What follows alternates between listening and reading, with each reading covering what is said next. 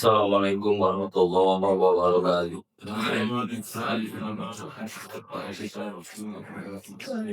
Innal hamdalillah nahmaduhu wa nasta'inuhu wa nastaghfiruh wa na'udzu billahi min shururi anfusina wa min sayyiati a'malina. Man yahdihillahu fala mudilla lahu wa man yudlil fala hadiya lahu. Asyhadu an la ilaha illallah wahdahu la syarika lahu wa asyhadu anna Muhammadan abduhu wa rasuluhu la nabiyya ba'da. Allahumma shalli ala Muhammad wa ala ali Muhammad kama shallaita ala Ibrahim wa ala ali Ibrahim innaka Hamidum Majid. Amma ba'd. Ya ayyuhalladzina amanu taqullaha haqqa tuqatih wa la tamutunna illa wa antum muslimun. Qala Allah Ta'ala fil Qur'anil Karim, a'udzu billahi minasyaitonir rajim. Faman ya'mal mithqala dzarratin khairan yarah wa man ya'mal mithqala dzarratin syarran yarah. Sadaqallahul adzim. Bapak-bapak dan ibu-ibu sidang majelis, mudah-mudahan kita senantiasa dirahmati oleh Allah Subhanahu wa Ta'ala. Senantiasa marilah kita bersyukur kepada Allah.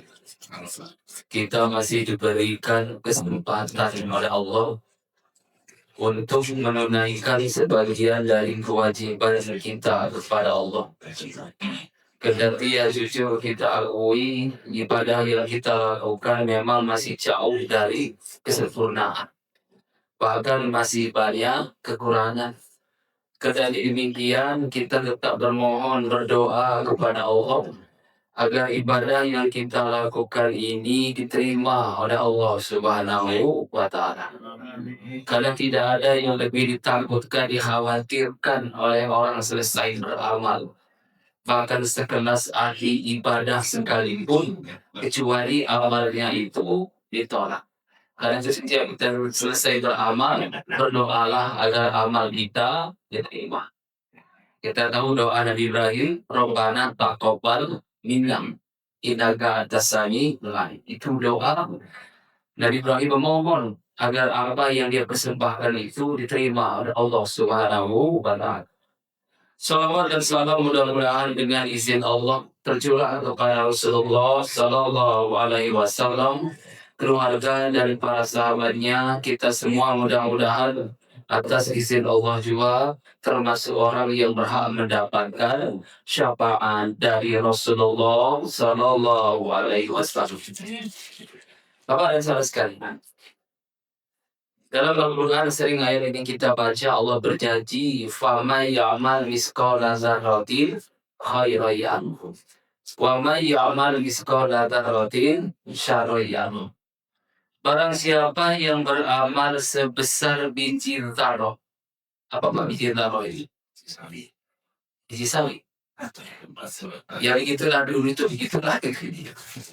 Ya, jadi orang dulu itu dia mikirnya agak kepanjangan, bisa bilang sebesar biji sawi.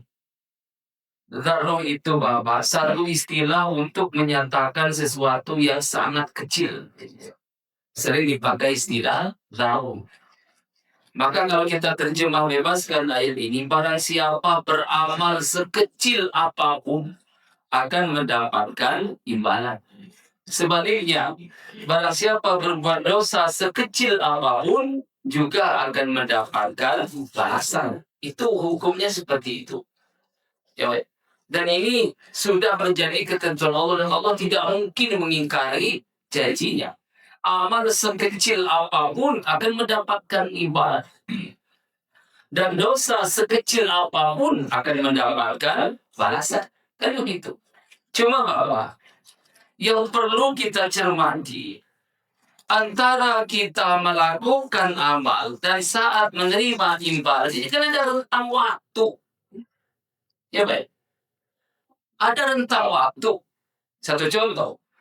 Kita baru selesai melaksanakan salat maghrib berjamaah. Mudah-mudahan ini diterima oleh Allah.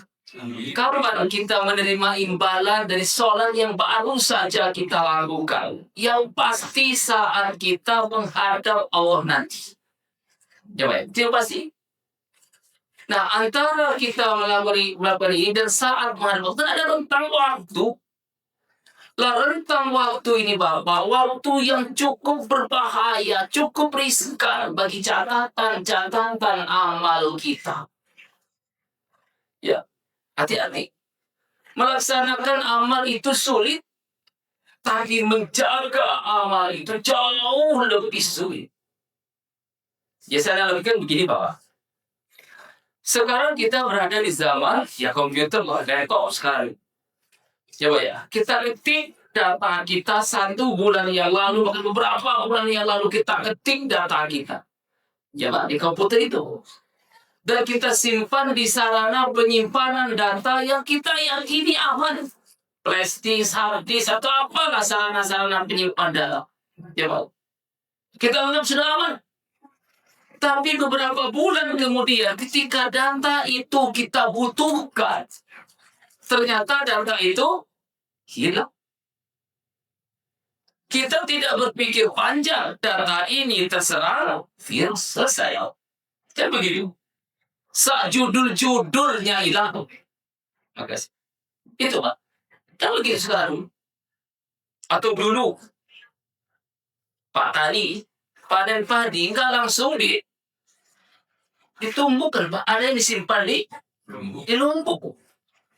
Itu untuk persiapan anaknya nikah lah, masuk sekolah lah, bikin rumah, macam-macam persiapan tabungan lah dulu. Tidak semua langsung ditumbuk, ada disimpan di lumbung. Yang dilakukan Pak sudah benar. Dia sudah bertaninya benar, merawatnya benar, panennya benar, disimpan juga di tempat yang benar. Tapi satu kesalahan Pak Tani itu, dia tidak mewaspadai tikus tiap malam masuk ke lumbung itu. Ya, ketika padi mau digiling, tinggal batang dan kulit. Ya, kenapa? Setiap malam tikus menggerogoti padi itu. Dia tidak bisa menjaga. Begitu pula amal yang hari ini kita kumpulkan. Pak ya. Setiap saat kita kumpulkan amal kita, ya, bukan mustahil dibuka di hadapan Allah nanti catatan amal ini hilang. Hati-hati Pak. Bisa hilang. Bukan mustahil saya katakan. Jadi jangan salahkan malaikat yang nyata. Mana malaikat yang nyata? Gak usah. Kenapa? Ada beberapa virus yang bisa menyebabkan catatan amal itu hilang. Jadi Pak, ini yang kita kaji sekarang. Yang pertama bahwa yang bisa menyebabkan catatan amal itu hilang adalah syirik. Quran surah Az-Zumar ayat 65. A'udzu billahi minasyaitonir rajim. Wa laqad uhiya ilaika wa ilal ladzina min qablika la in asyrakta la yahbatanna amaluka wa la takunanna minal khasirin. Dan sungguh ada lam, ada qad. Kalau orang yang belajar bahasa itu Bang, dua-duanya dari taukid. Lamnya ya penegas, qad juga wala lam dan qad di satu. Ya baru. Sungguh ya telah diwahyukan kepadamu dan kepada nabi-nabi sebelummu. Itu artinya apa? Ketentuan ini tidak hanya berlaku kepada Muhammad dan umatnya, tapi berlaku pada nabi-nabi sebelumnya dan umatnya. Itu Pak. Ketentuan apa kata Allah? La in asrauta.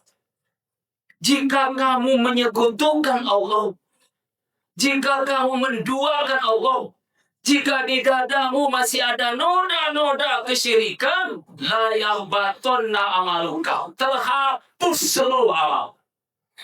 Tuh. Wala takunanna minal khasirin. Dan tentulah kamu termasuk orang-orang yang rugi. Coba. Nah, dalam ayat jawab masalah sekalian, bisa kita pahami satu faktor yang bisa menyebabkan catatan amal itu hilang, ya syirik. Coba. Syirik tidak akan pernah sirna. Hanya bentuk dan modelnya saja yang bisa berubah-ubah mengikuti perkembangan zaman. Hati-hati Pak. Produsen syirik itu canggih sekarang Pak.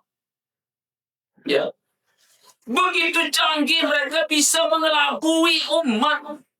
Hebat. Maka ada istilah sirik berpagar tauhid dan tauhid berpagar sirik. Sesuatu yang nampaknya seperti puncak ketauhidan dan justru puncak kesirikan. Bisa saja. Ya, disuguhkan sesuatu yang irasional, sekarang inilah puncak dari ketauhidan. Misalnya Bapak, pernah nggak dulu nonton film-film yang aneh-aneh gitu? Judulnya Islami, judulnya isi. Muncul sosok kiai pakai sorban, bisa terbang, bisa ngilang. Berantem di atas awan, berantem di atas air, tasbihnya lempar iblis meledak. Nah di perut bumi pula berantemnya. Ya, bagi sebagian orang seakan-akan ini puncak ketauhidan. Hati-hati itu. Kalau memang puncak ketauhidan itu seperti itu, bisa terbang, bisa ngilang, siapa yang paling bisa melakukan itu? Rasulullah. Ada nggak dengar cerita? Rasulullah mengajak duel Abu Jahal dan sahabat gitu. Ya. Kita dikasih seperti itu. Seakan-akan ini puncak ketauhidan. Hati-hati. Ya. Nah, dan banyaklah contoh-contoh yang lain. Nah, Bapak saudara sekalian, ada 3 fenomena kesyirikan yang saya khawatirkan seperti kesempatan ini. Yang saya khawatirkan menggejala. Saya tidak menuduh, tidak menghakimi. Hanya khawatir masih menggejala di sekitar kita. Yang pertama, ada bentuk kesyirikan yang Allah abadikan di Quran. Wa qalu takhadallahu waladan subhanah. Mereka berkata Allah itu punya anak, maha suci Allah atas tuduhan itu. Ya. Wa qalatil yahudu Musa ibnu Allah. Wa qalatin nasara al-masih ibnu Allah. Berkata orang-orang Yahudi, Uzair itu anaknya Allah, dan berkata pula orang-orang Nasrani, Isa al-Masih putranya Allah. Bapak saudara sekalian, apa yang perlu kita lihat? Apa yang menyebabkan kaum Nasrani mengangkat Isa menjadi anak Allah? Tidak cukupkah Isa itu Nabi Allah? Tidak cukupkah Isa itu Rasulullah? Tidak cukupkah Isa itu hamba Allah yang soleh sehingga derajatnya perlu dinaikkan menjadi anak Allah? Ada tidak? Ya. Ada satu penyakit dalam akidah itu disebut dengan istilah ghulu. Apa ghulu itu, Pak? Sikap berlebihan. Bahasa orang sekarang pengkultusan. Mengkultuskan. Ya. Hati-hati itu. Ya. Mengkultuskan orang soleh itu salah satu pintu kesirikan. Hati-hati itu. Beda, Pak. Ya, hulu dengan ta'zim beda. Ya, kalau ta'zim harus, tapi hulu, sikap berlebihan dengan orang soleh itu hati-hati. Justru ini salah satu pintu dari kesirikan itu. Dulu, Pak, umat Nabi Nuh alaihissalam, ribuan tahun sebelumnya, pernah terkena penyakit ini, tapi bentuknya memang berbeda. Dulu, ketika orang soleh itu wafat di kalangan mereka, umat ini merasa begitu kehilangan dengan wafatnya orang soleh. Apa bentuk kehilangan mereka? Pada generasi awal, mereka hanya membayangkan wajah orang soleh itu setiap mereka mau beramal, beribadah lah. Dengan membayangkan wajah orang soleh ini, ibadahnya tambah khusyuk. Awalnya begitu, Pak. Udah bayangin, Ustaz, ya, gitu kira-kira. Tapi pada generasi berikutnya, khawatir bayangan orang soleh ini, ya. Coba, kalau kita bayangan muka kakek, kita ini remuk sekarang. Kalau nggak ada ininya, Pak, ya, itu gimana bentuknya? Coba, itu digambarlah wajah orang soleh itu. Ya saat itulah daun atau kulit kayu seterusnya digambar. Dan gambar wajah orang soleh ini mereka letakkan di dekat mereka beribadah. Sholatlah di dekat ini. Dengan melihat wajah ini, sholatnya tambah khusyuk. Awalnya begitu. Pada generasi berikutnya khawatir pula gambar ini rusak. Maka agar permanen wajah orang soleh itu mereka pahat di batu. Ya. Dan batu pahatan wajah orang soleh itu mereka letakkan di dekat mereka beribadah. Pak. Awalnya hanya melihat ke batu itu. Lama-lama menghadap ke batu itu. Ujung-ujungnya sujud di depan batu itu. Batu pahatan wajah orang soleh itu. Dan inilah sejarah manusia menyembah batu. Itu Pak. Jadi menyembah patung itu berawal dari sikap hulu, sikap mengkultuskan orang soleh. Itu umat Nabi Nuh. Umat Nabi Isa mengangkat Isa menjadi anak Tuhan. Sikap hulu juga. Pertanyaannya, ada nggak penyakit ini menerpa umat Muhammad SAW hari ini? Itu Pak. Ya, ini persoalannya.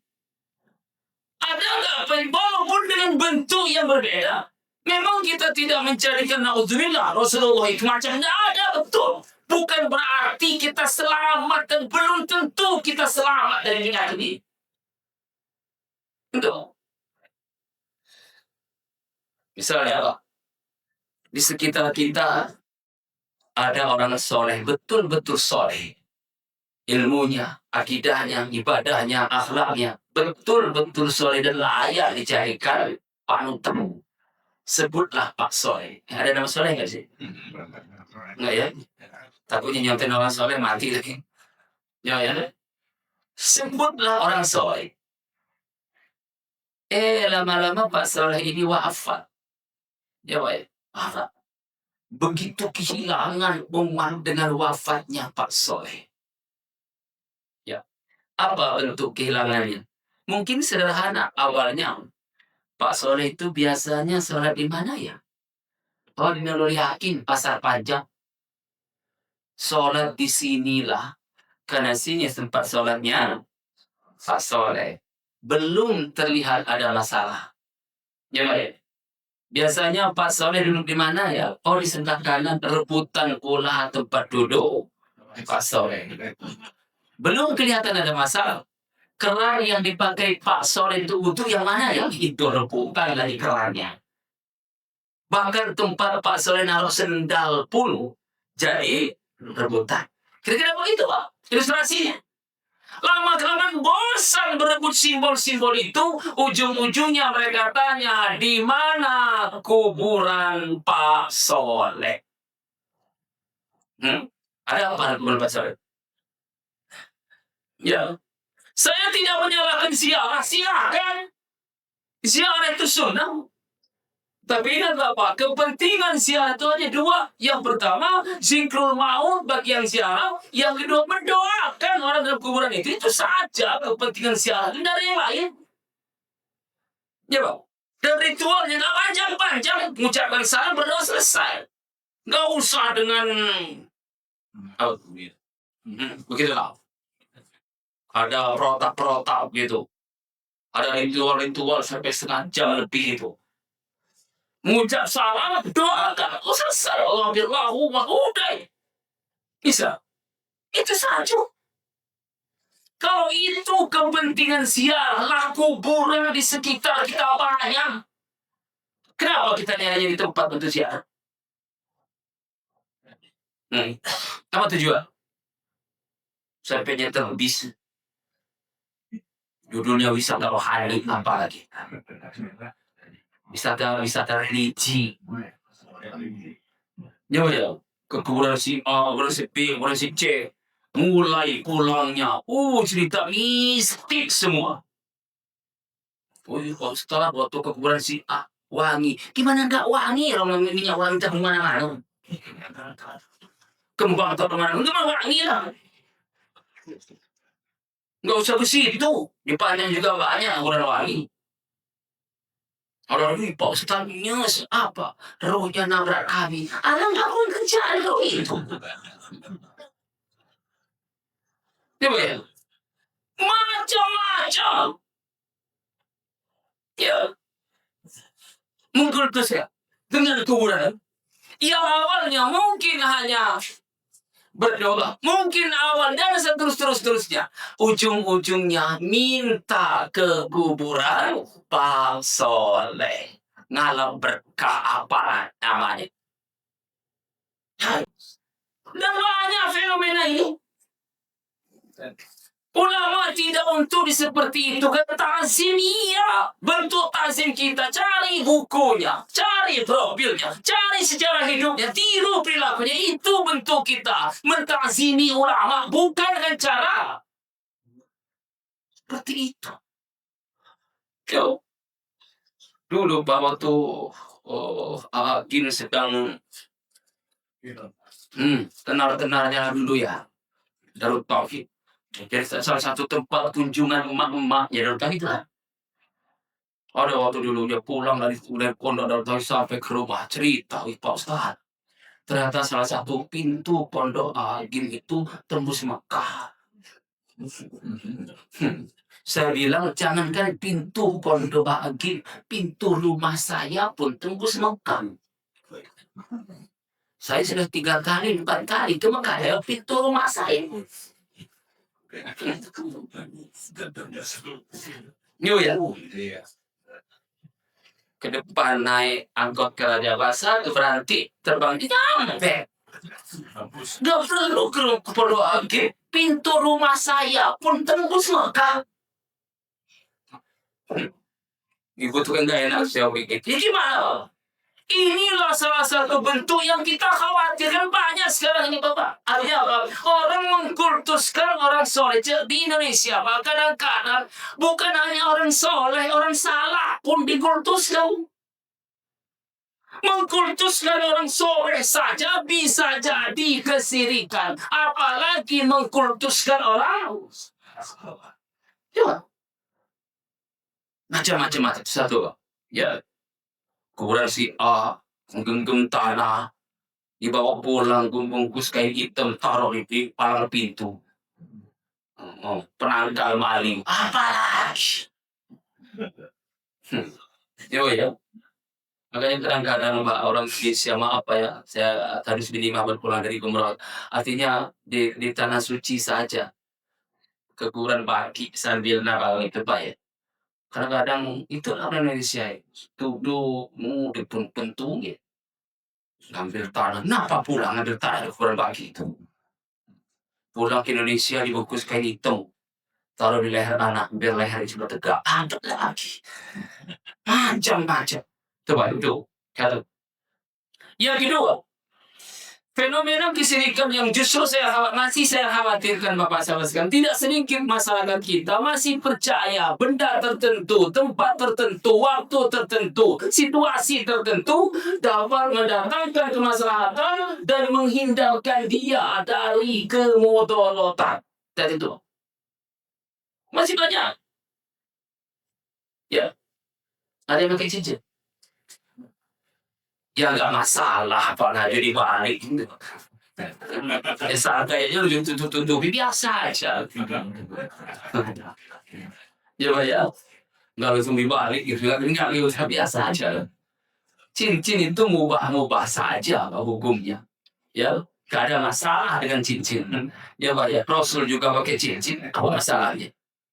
Pakai cincin Rasulullah itu stempel ke negaraan, itu Pak. Ya. Gak ada masalah sih akan pakai cincin.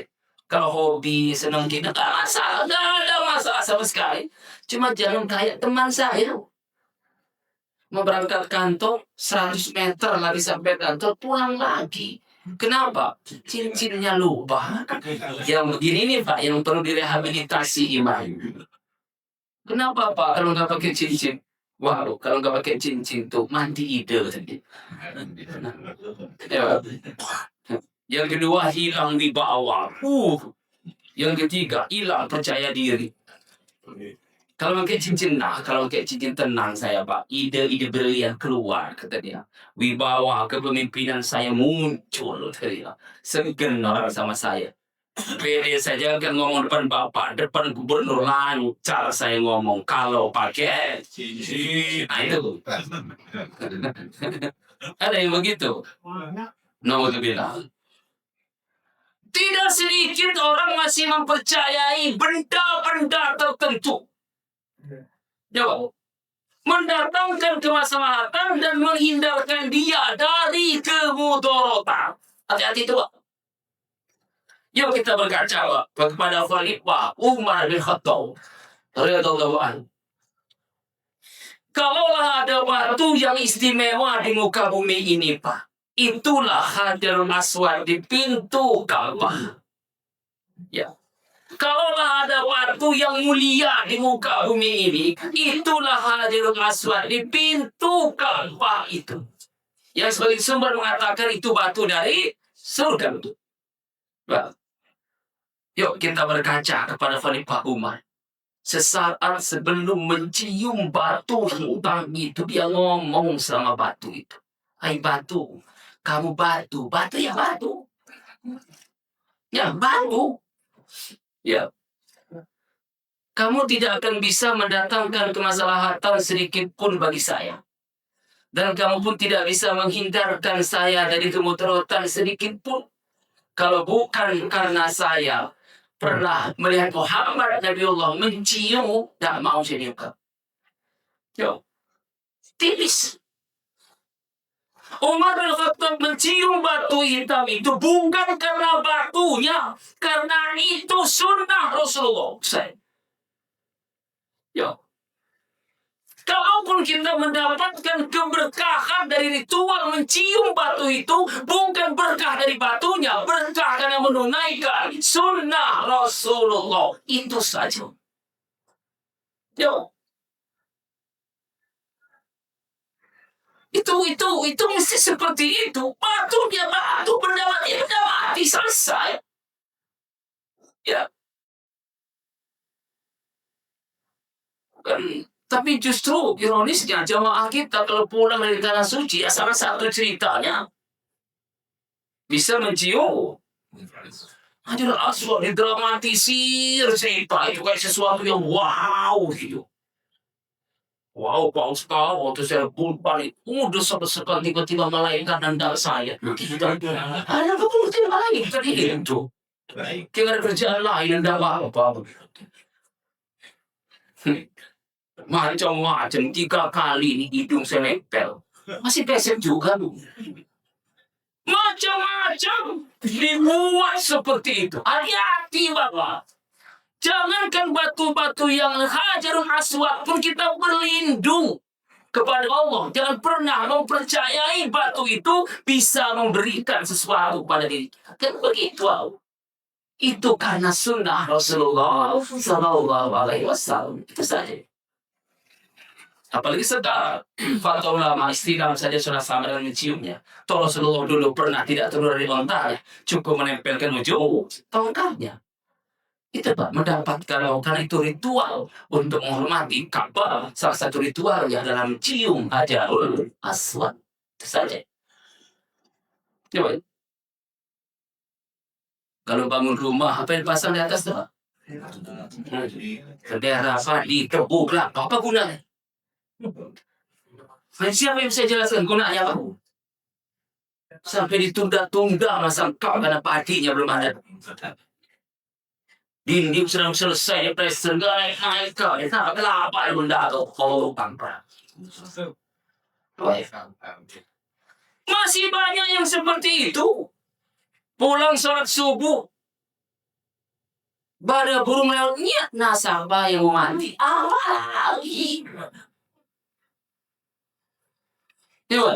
Kenapa? Tidak sedikit masyarakat masih percaya tempat tertentu, waktu tertentu, benda tertentu bisa mendatangkan kemaslahatan dan menghindarkan dia dari kemudaratan. Lepaskan diri kita Bapak dari keyakinan seperti itu. Juga. Mimpi giginya congkol. Apa sih? Mimpi digigit ular. Lah nenek mimpi digigit ular, saya mahal.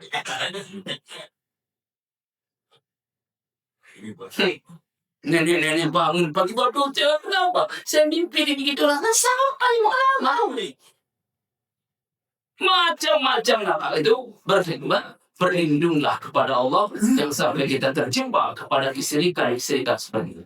Yang ketiga, bentuk kesyirikan yang masih saya khawatirkan menggejala Bapak, tidak sedikit manusia atau umat ini masih percaya ada orang tertentu mampu melakukan sesuatu melampaui batas kemampuan manusia. Sebutlah orang normal, orang pintar, supranatural, supra B, motor ya.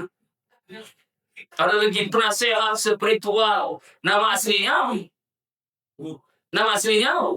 dukun udang. Gak usah diperhalus. Paranormal lah, orang pintar lah, supranatural. Gak usah dukun itu lah.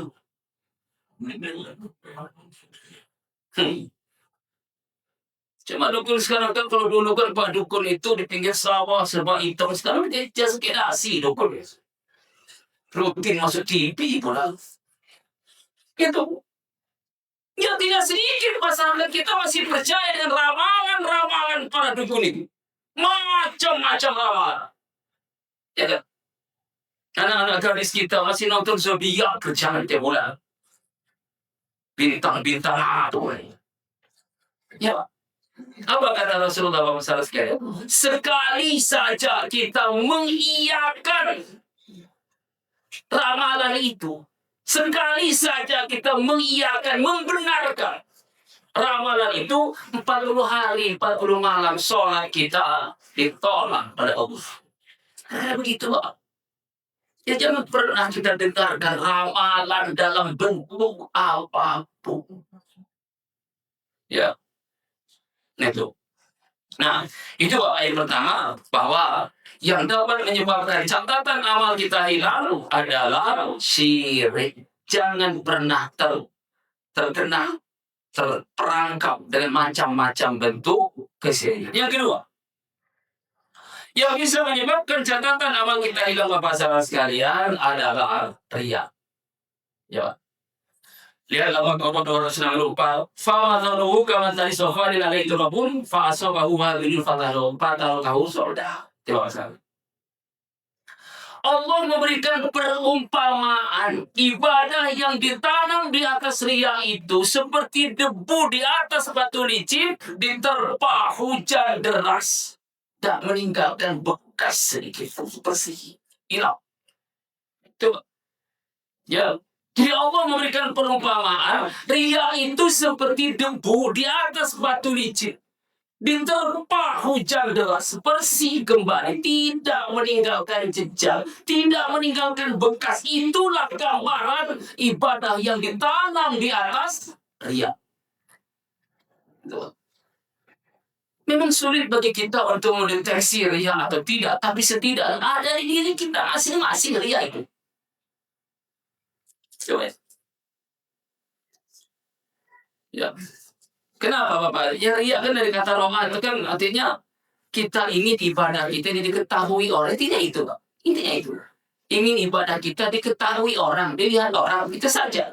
Dengan cara apapun, dengan cerita dan segala macam, yang terpenting di hati kita ini ingin orang tahu amal kita, ingin orang tahu aktivitas ibadah kita. Itu saja. Hati-hati itu.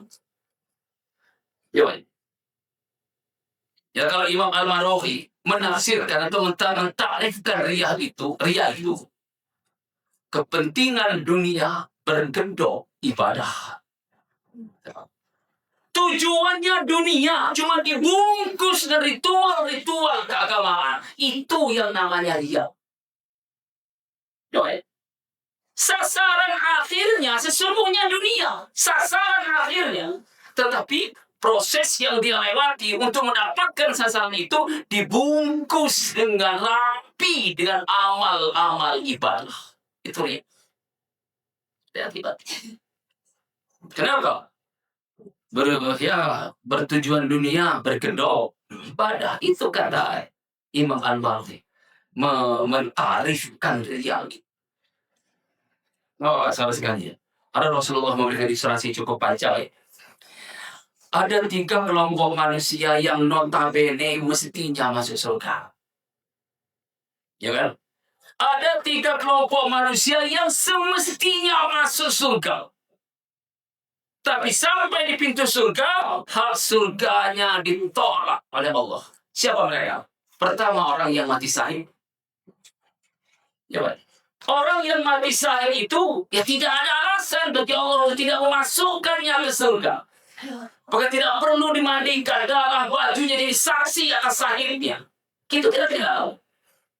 Tapi sampai di pintu surga, Allah tunjukkan nikmatnya. Begini. Abang kamu gunakan apa nih? Oh ya Allah, dulu saya berjuang, laki mati macam-macam. Apa kata dusta. Coba, kau. Dia bercerita bahwa dia menggunakan nikmat Allah itu untuk berjuang. Untuk menegakkan kalimat-kalimat Allah, kalimatillah. Memperjuangkan agama Allah, membunuh musuh Allah. Dan akhirnya dia pun terbunuh oleh musuh Allah. Apa kata Allah? Kata dustakan. Kenapa? Betul kamu ke medan tempur. Betul kamu membunuh musuh Allah. Dan betul kamu terbunuh oleh musuh Allah. Tapi ternyata niatmu ke medan tempur itu bukan untuk menegakkan agama Allah. Karena ingin disebut orang hebat. Sekarang disebut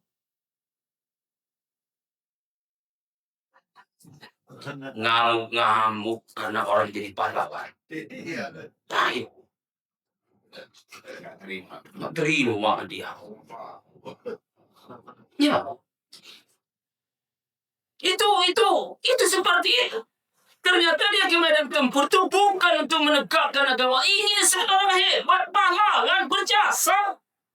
Itu saja. Terjebak, tergelincir niat ini, hak surga yang sudah di depan mata ditarik lagi oleh Allah.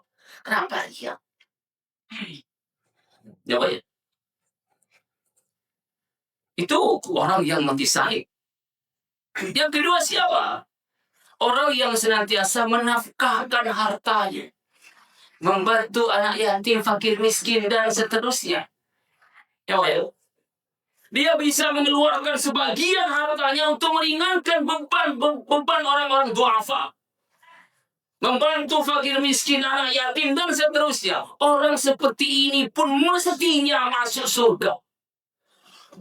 Ya, mestinya masuk surga. Salah satu keistimewaan sedekah itu Bapak. Api neraka tidak bisa menyentuh kulit orang yang bersedekah. Kira-kira begitu. Mestinya dia masuk surga. Tapi sampai di pintu surga Allah katakan ini nikmat gimana? Ya Allah, saya gunakan itu untuk menyantuni anak yatim. Begini lah. Untuk menyempurnakan ibadahmu, kata Allah, kata dusta. Coba. Betul kamu menyumbangkan ini untuk anak yatim, fakir, miskin, dan segala macamnya. Tapi kamu lakukan itu bukan mengharapkan ridho Allah, tapi karena ingin disebut dermawan. Itu saja. Jawabnya. Ya. Karena ada orang sekarang ini gak usah tulis nama ya hamba Allah. Wih, keren. Siapa namanya? Engkau sebut nama hamba Allah. Tulis papan tulis hamba Allah. Tapi sambil pulang sama teman sebelahnya, kamu tahu nggak? Yang hamba Allah itu saya. Yang lain. Sosokan susah ngomong. Tulis nama saya. Coba ya. Itu kenapa? Ternyata dia melakukan itu bukan untuk menyempurnakan ibadahnya. Ya ingin disebut dermawan itu saja. Apalagi yang terjadi yang 5 tahun itu udah lain. Kenapa? Semestinya dia masuk surga dengan sedekahnya. Tapi karena dia salah, tergelincir ke neraka. Yang ketiga, orang adil. Ya. Cinta baca Quran dan seterusnya. Ya. Dia menyampaikan dakwah, membaca Quran begitu kita segala macam lah dilakukan. Sampai Allah tunjuk, iya, saya kurang gini. Kata dusta kamu. Kamu mau mempelajari itu kan bukan untuk meluruskan akidah umat. Bukan, hanya ingin disebut orang alim, orang pintar. Itu saja. Ya, Pak ya? Kan tidak sedikit sekarang ini, Pak. Maaf. Orang berdakwah bukan untuk meluruskan akidah umat, bukan untuk memperbaiki ibadah, tapi untuk kepentingan pribadinya. Habis ceramah naruh brosur, pilih saya ya. Lah ngapain? Ada yang begitu? Per 5 tahun pun. Itu hanya menjadikan masjid, majelis taklim, maaf, kuda tunggangan untuk mengantarkan dia ke posisi yang dia inginkan. Nah, untuk tidak banyak tertipu. Ya, itu penyakit riya itu seperti itu. Maka riya itu kata para ulama bisa menghilangkan, menghapus catatan amal kita. Seperti debu di atas batu licin diterpa hujan deras. Ada 3 orang yang mestinya masuk surga tertolak karena apa? Penyakit riya. Ya, ya memang susah Pak kita untuk mendeteksinya. Tapi kata Imam Al-Marwazi ya salah satunya Pak, salah satunya. Bukan salah 2, tapi salah satu. Apa orang ria itu Pak? Dia sengaja berpenampilan lusuh, kumuh. Ya di sini nggak ngeliatnya tuh. Ya, bau pula gitu kan. Pokoknya orang itu melas ngeliatnya. Dan dia bukan tidak bisa berpenampilan lebih baik dari itu. Ya. Tapi dia sengaja di depan orang banyak berpenampilan lusuh, berpenampilan menyedihkan, memprihatinkan. Ternyata diselidiki, ini disebut zuhud. Masya Allah. Ya, saudara yang apa kalau mau ke masjid, apa kata di Quran itu? Cari pakaian yang bagus, yang layak. Jangan pernah orang banyak ditunjukin gitu. Rambut bagus kritik, ini baju ya kritik. Biar cuci-cuci pula kan. Ya itu. Nah, itu yang kedua. Yang ketiga Bapak soal sekalian. Sesuatu yang bisa menghapus catatan amal itu Bapak. Ini 2 ini hablum minallah nahmi binanas. Apa kata Rasulullah? Ada satu penyakit yang bisa membakar amal seperti api membakar kayu bakar itu Pak. Hasad, iri, dan dengki. Ada itu Pak. Ya kan? Ya. Hati-hati kata Rasulullah, iyakum wa hasanah fa innal hasanah ya'kuluna hasanati kama ta'kulun narul hatob. Hati-hati kata Rasulullah dengan penyakit hasad, iri, dengki. Karena sesungguhnya iri dan dengki itu membakar kebaikan, membakar amal kita seperti api membakar kayu bakar, pelan tapi pasti. Dengki, iri itu menghabiskan catatan amal kita. Nanti baik. Ada di zaman Rasul dulu Bapak. Dia lewat, Rasul bilang ahli surga itu. Lewat lagi, ahli surga. 3 kali dia Rasul bilang itu ahli surga. Sampai ada sahabat yang sengaja nginep di rumahnya. Karena dia disebut ahli surga. 3 malam nginep, memperhatikan apa istimewa orang ini. Bangun tengah malam sama. 5 waktu di masjid sama. Tilawah Qur'annya sama. Puasa sama. Dan seterusnya. Jadi apa istimewanya? Sampai mau pulang dia tanya, kira-kira begitu. Saya ini nginep karena Rasul bilang ente ahli surga. Tapi saya perhatikan apa ibadahmu yang tidak ada sama saja dengan saya. Apa kata Allah? Cuma satu yang dia jaga Bapak. Dia nggak pernah mikirin, nggak pernah komentar, nggak pernah usir terhadap nikmat yang Allah berikan pada orang lain. Coba, modal ini dia masuk surga, tapi justru di kita inilah yang sulit. Ya, orang beli kipas angin, kita yang muter-muter.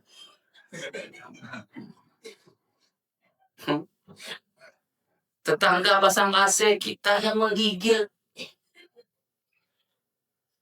Tangga depan beli mobil, kita naik ambulan. Sebelah kiri ngecat rumah, kita masuk rumah sakit. Ujung-ujungnya di depan rumah kita naik haji, kita naik kerandang. Mati, nggak tahu Pak. Kenapa? Tersiksa. Maka Bapak selamatkan diri kita dari potensi iri dan dengki. Kalau coba kita pecah istilah ini, Pak. Iri itu ingin selalu menyamai orang, tapi tidak ingin disamai orang. Dan itu, Pak. Ya. Ingin selalu menyamai orang. Apa yang orang punya, beli. Coba apa? Suka nggak suka, butuh nggak butuh, yang penting punya. Orang cerita, kita ikut cerita. Itu aja. Beli baju, cocok nggak cocok, beli, yang penting punya. Ya orang bagus pakai baju merah, karena kulitnya pun tidak kita merah. Merah nyala, pulangnya umbul-umbul. Ya dia aja baju merah aja, putih melening lah kita. Warna gaya dodol. Coba ya, ini kaca-kaca tuh. Iya dia adanya ramping bagus lah kita. Kayak nangka jatuh. Tapi karena yang penting punya, yang penting ada, itu dia ingin tuh begitu, Pak. Di sisi lain, dia tidak ingin disamai orang. Hati-hati tuh, Pak. Ada orang beli milik punya dia, niru-niru, hati-hati. Ya Allah. Coba ada yang begitu manusia. Maka itu diri. Yang ketiga, yang dengki, Pak. Dengki susah lagi. Senang melihat orang susah. Susah melihat. Jadi apa? Kacau itu hidupnya. Kacau banget orang gini. Itu tadi. Orang dapat nikmat, dia ngelamun, gak enak makan, gak enak tidur. Kan kacau itu namanya. Ya.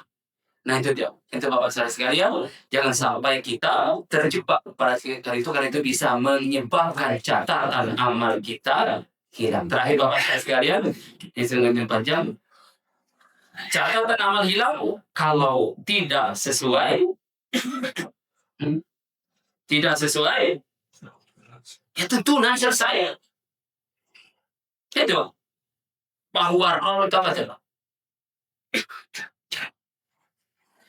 Jadi kalau kita beramal, Pak, pastikan, yakinkan diri kita amal itu sesuai tuntunan.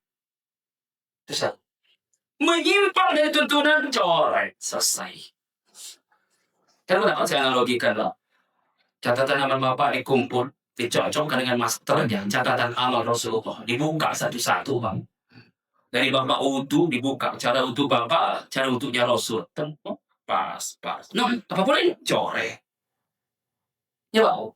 Dan gak usah Bapak pikirin, Pak, kerjaan malaikat. Gimana ini bisa satu-satu? Gak usah Bapak pikirin. Lah sekarang saja, Bapak, bisa sistem cepat. Nah, bisa. Ada yang pernah ikut CAT enggak? Ya. Tes lewat komputer tuh, Pak. Ya kan? Bapak kerjakan soalnya. Bapak submit, hitungan detik, keluar yang benar berapa, yang salah berapa, nilainya berapa, Bapak lulus atau tidak di bawahnya. Cepat. Itu dunia, apalagi akhir. Mesti Bapak pikir. Ya, jadi dicocokkan selesai. Kalau amal Bapak tidak sesuai yang masternya, dicor. Selesai. Dan bukan hanya amal itu yang dicoret, amal yang lain pun bisa tertolak. Kalau ternyata dalam amal yang kita lakukan terselip amal yang tidak dicontohkan Rasulullah, bukan hanya amal itu yang tertolak, merusak amal yang lainnya. Karena itu jangan berspekulasi dalam ibadah. Nanti Bapak saudara sekalian, kesimpulannya Bapak, yang bisa menyebabkan catatan amal kita hilang adalah syirik, riya, iri dengki, dan menyimpang dari ketentuan sunnah Rasulullah Sallallahu Alaihi Wasallam. Mudah-mudahan amal kita terjaga sampai kita menghadap Allah nanti. Demikian dari Assalamualaikum warahmatullahi wabarakatuh. Waalaikumsalam warahmatullahi wabarakatuh.